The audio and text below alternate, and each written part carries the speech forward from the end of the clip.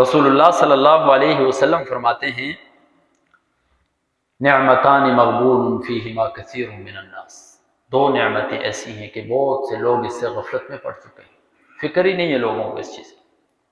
الصحت والفراغ، پہلی نعمت ہے صحت کی کہ اللہ رب العزت نے صحت جیسی نعمت عطا کی ہے، لوگ غفلت میں پڑے ہوئے ہیں، اس صحت کا فائدہ ہی نہیں اٹھاتے۔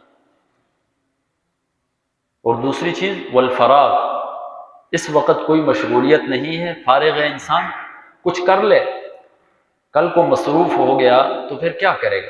پھر تو کرنے کو جی چاہے گا بھی تو پھر نہیں کر سکے گا، پھر تو بڑی مشکل سے انسان اپنی مصروفیات سے نماز کے لیے ٹائم نکالتا ہے۔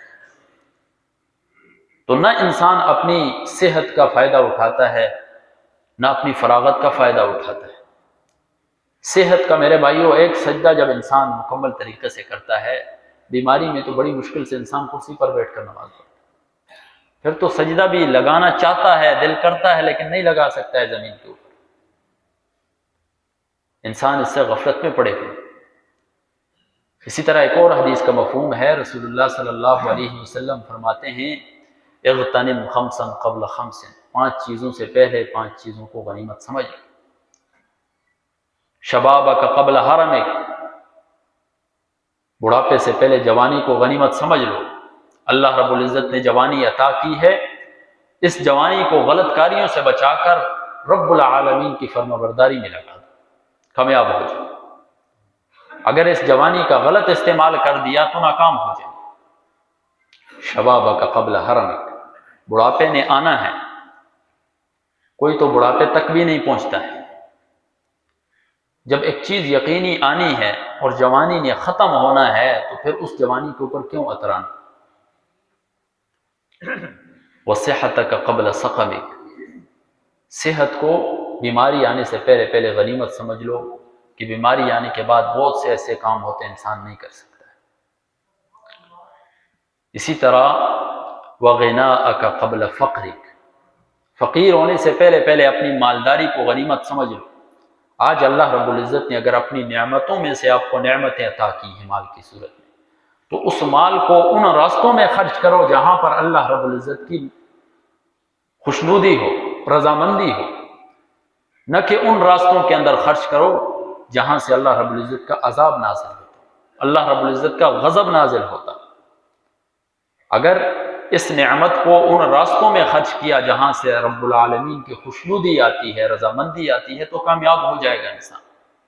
اگر اسی مال کو ان راستوں میں اڑا دیا جہاں سے اللہ رب العزت کا قہر نازل ہوتا ہے، غضب نازل ہوتا ہے، ناراضگی نازل ہوتی ہے، تو پھر ناکامی ہے انسان کی۔ تو وغناءک قبل فقر، فقیر ہونے سے پہلے اپنی مالداری کو غنیمت سمجھ، اللہ کے راستے میں مال خرچ کرو۔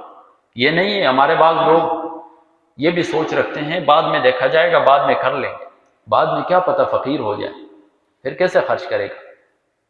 نعمت کب آتی ہے، کب چھن جاتی ہے، کس انسان کو پتہ ہے؟ کھڑا انسان فوت ہو جاتا ہے، کچھ پتہ نہیں۔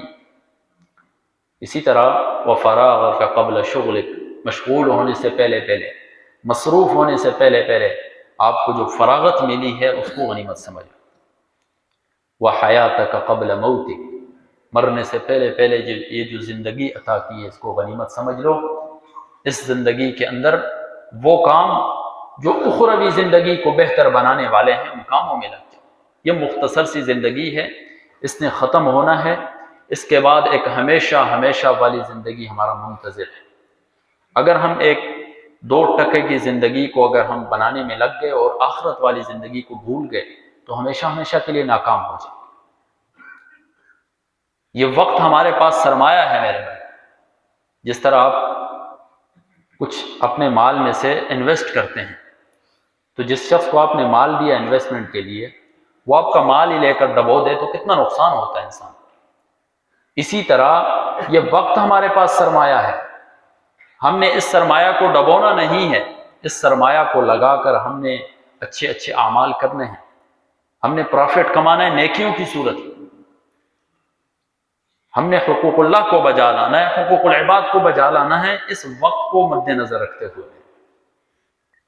یہ وقت تو ایسے چل رہا ہے، ہر صبح ہر صبح آواز لگانے والا آواز لگاتا ہے.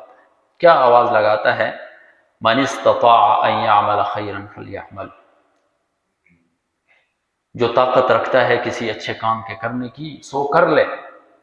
فإني غیر مکرر علیکم ابدا. میں کبھی بھی آپ کے اوپر دوبارہ لوٹ کر آنے والا نہیں. ابھی جو ایک سیکنڈ گزر رہا ہے میرے بھائیوں، ہم ختم ہو جائیں گے، یہ سیکنڈ کبھی واپس نہیں آئے. وقت ایسے چل رہا ہے، دن بدن وقت ہماری جو زندگی ہے اس کی اینٹیں دن بدن گر رہی، اور ہم دن بدن فضولیات کے اندر مشغول ہو رہے ہیں، دن بدن غفلتوں کی طرف ہم جا رہے ہیں. اس سے بچنا ہوگا. کتنے ابھی نیو ایئر نائٹ منائی لوگوں نے. 1 سال زندگی سے کم ہو گیا.